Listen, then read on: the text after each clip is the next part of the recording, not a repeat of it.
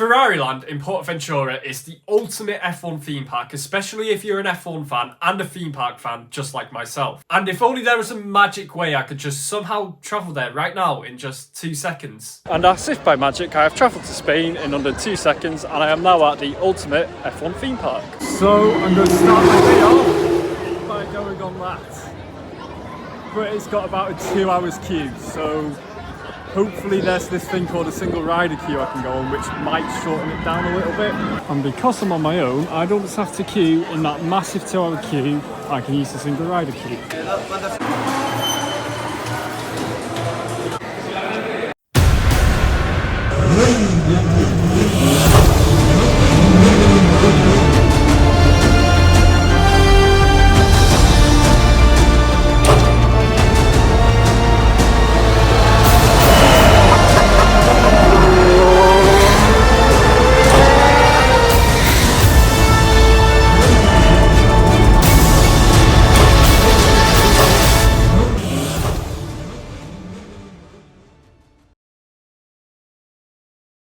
So, if my editing works, and you will have just seen the video of me on that ride, Red Force, and yes, I look a little bit questionable after watching it back with my hair, but it is what it is. That was shit scary, like, very scary. I love roller coasters, I'll go on any of them. And I've been on that a few times before, because I have been here before, but I've never sat on the front of it. Oh my god, like, when you're going down that last drop, you're looking like at a car park and you can't see anything. You just think your head is going to smack against some Spanish person's car. So you're going to have to excuse me with my cold at the moment. And as I'm an idiot and I don't have a microphone, I did try to record in the museum, which had about 3 F1 cars in it. And you can see on screen here, I think this was the 2003 Ferrari, which Michael Schumacher won his 5th World Championship in, or was it his 6th? No, it would have been his 6th, wouldn't it? And then we go further on, we've got the F190, which was Alain Prost's Ferrari in obviously 1990, the year he joined Ferrari after he completely fell out with McLaren and Ayrton Senna. And what I noticed was the size comparison between the 1990 Ferrari and the 2017 Ferrari, which was obviously driven by Sebastian Vettel and Kimi Räikkönen. And it goes to show just how much bigger the F1 cars are now compared to the early days of the 2000s and the 90s. And here we have 2 replica steering wheels. I think they were real because they've got the clutch bites on the back and all the paddle shifters and stuff like that. And it was really cool to see.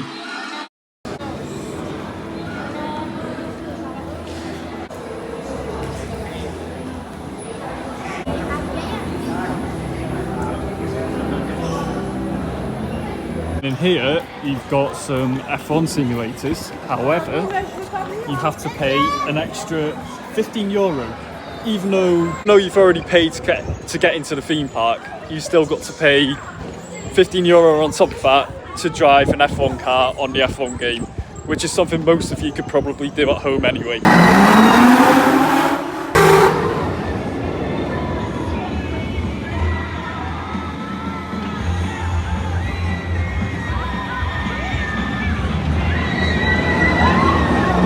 The park as well, they've even got like Ferrari cars jotted around for you to look at. So not even if you're just an F1 fan, if you're a motorsport fan, a car fan, or just a Ferrari fan in general, this is a really, really good place for you to come. Even drive your own little Ferrari around a little racetrack.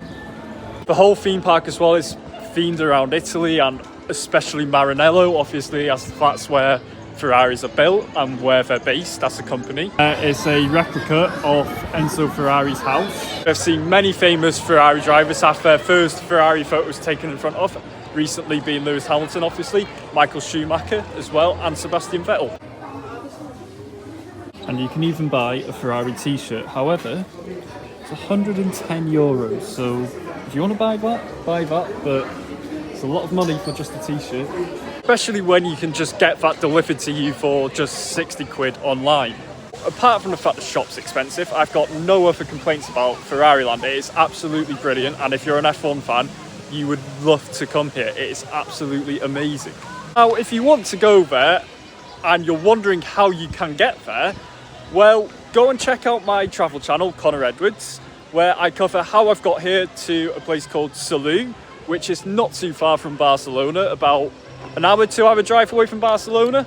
and it's absolutely amazing here. So I'll leave a link in the description. Check out my travel channel, Connor Edwards, and you will find out the cheapest possible way to get to Salou. Yeah, honestly, Ferrari Land is absolutely amazing, and I only covered about 25% of what there actually is there. There's so much more than what you would have just seen in that video, and that's more because it was extremely busy that day. If you go over to my travel channel, Connor Edwards, which will cover the other theme park there, PortAventura, you will see just how busy it was. And honestly, I've been to many different theme parks now. I've been going to theme parks for years.